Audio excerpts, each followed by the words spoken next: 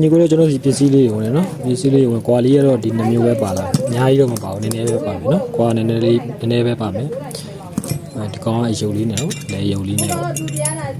ထိုင်တဲ့ချိန်က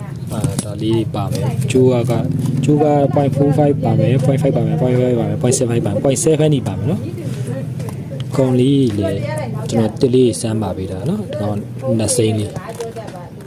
ကောင်းလက်စင်းလေးဒီကောင်ကကျတော့ချင်းကမာဘူးလို့ခဲအောင်လေးရနာတော့ကျွန်တော်တို့2မီတာလေးလေးလာပေါ့နော်ခုကကျတော့ကျွန်တော်10မီတာလေးမှလိုက်တာ10မီတာလေးနဲ့လာတယ်ဝေးချိုကတော့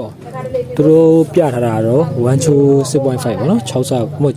6ဆဝဲမဟုတ်ဘူး1ချို6.7ကိုဒီကောင်တင်းအားကုန်ဆွဲမယ်ဆို7လောက်ထိရောက်တယ်9ဆလောက်ထိထွက်တယ်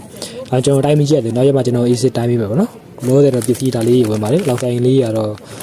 ကောင်းလေးရောနော်ဆိုင်ကခါပေါက်တစ်ပေါက်လေးနဲ့ဒီကောင်6.35လောက်ဆိုင်လေးဝါနေနော်ဒီကောင်လေးတွေဝင်ပါတယ်3ကောင်မယ်လို့ထင်တယ်ဘာလို့လဲကျွန်တော်လည်း3ကောင်မယ်ထင်လို့ဒါလေးကိုမှတ်လိုက်တယ်ပစ္စည်းလေးဒါလေးရောက်ထားပါနော်